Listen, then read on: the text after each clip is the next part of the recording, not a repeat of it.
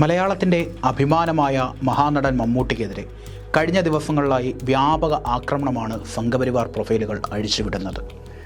അതും പൊതുസമൂഹം എന്നോ അവഗണിച്ചു കളഞ്ഞ മഞ്ഞപ്പത്ര നിലവാരമുള്ള ഒരു ഓൺലൈൻ ചാനലിൻ്റെ പ്രതികരണത്തിൻ്റെ ചുവട് പിടിച്ചുകൊണ്ട്. റത്തീന പിറ്റിയുടെ സംവിധാനത്തിൽ 2022 പുറത്തിറങ്ങിയ മമ്മൂട്ടി ചിത്രം പുഴു കണ്ടിറങ്ങിയ മലയാളികൾ അതിനെ സിനിമയായി മാത്രം കണ്ടപ്പോൾ മാസങ്ങൾക്കിപ്പുറം വർഗീയത മാത്രം ഭക്ഷിച്ച് ജീവിക്കുന്ന ഒരു ഓൺലൈൻ ചാനലിനെ മറയാക്കി സംഘപരിവാരങ്ങൾ അതിനെ വർഗീയ സിനിമയാക്കി. പതിറ്റാണ്ടുകളായി അഭിനയം കൊണ്ട് മാത്രം സ്വയം അടയാളപ്പെടുത്തിയ ഒരു മനുഷ്യനെ അവർ വർഗീയവാദിയാക്കി. സിനിമയിലെ കേന്ദ്ര കഥാപാത്രമായ കുട്ടനെ ഹിന്ദുക്കളെ അധിക്ഷേപിക്കാനുള്ള ഒരു ടൂളായി മമ്മൂട്ടി സെലക്ട് ചെയ്തുവെന്നാണ് ഇപ്പോൾ മുളച്ചുപൊന്തിയ ആരോപണം.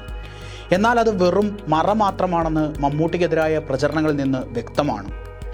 കമലിനെ കമാലുദ്ദീനാക്കിയ, വിജയെ ജോസഫ് വിജയാക്കിയ, ഷാരൂഖ് ഖാനെ അധിക്ഷേപിച്ച പോലെ മമ്മൂട്ടി അവർക്ക് വെറും മുഹമ്മദ് കുട്ടി മാത്രമായി.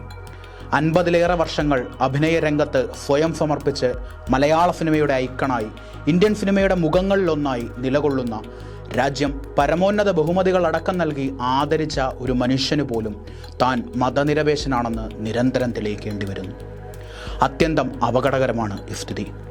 പൗരത്വ ഭേദഗതി നിയമത്തിലൂടെ ഉൾപ്പെടെ തങ്ങൾ എന്താണ് ചെയ്യാൻ പോകുന്നതെന്നും സംഘപരിവാർ ഇതിലൂടെ നമുക്ക് കാട്ടിത്തരുകയാണ്.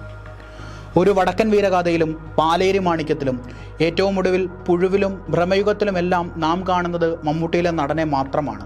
ചന്തുവായും മുരിക്കുംകുന്നത്ത് അഹമ്മദാജിയായും കുട്ടനായും കൊടുമൺ പോറ്റിയായും അയാൾ പരകായ പ്രവേശം നടത്തുമ്പോൾ നമ്മളും അതിനൊപ്പം അറിയാതെ സഞ്ചരിക്കും. ആ കഥയും അതിൻ്റെ പരിസരങ്ങളും ആവശ്യപ്പെടുന്നതോ അതിലേറെയോ പൂർണ്ണത നൽകുന്ന നടനെ മാത്രമേ നാം അതിൽ കണ്ടിട്ടുള്ളൂ. അതായത് നമ്മൾ കാണുന്നത് സിനിമയ്ക്കായി തന്നെ സമർപ്പിക്കുന്ന മമ്മൂട്ടി എന്ന നടനെയാണ്, അയാളിലെ ക്രാഫ്റ്റ്സ്മാനെയാണ്. പക്ഷേ സംഘപരിവാർ കാണുന്നത് അയാളുടെ മുഹമ്മദ് കുട്ടി എന്ന പേര് മാത്രമാണ്. അല്ലെങ്കിൽ അതുമാത്രമാണ് അവരെ അസ്വസ്ഥരാക്കുന്നത്. പക്ഷേ സംഘപരിവാരത്തിന് വീണ്ടും ഇടം തെറ്റിയിരിക്കുന്നു.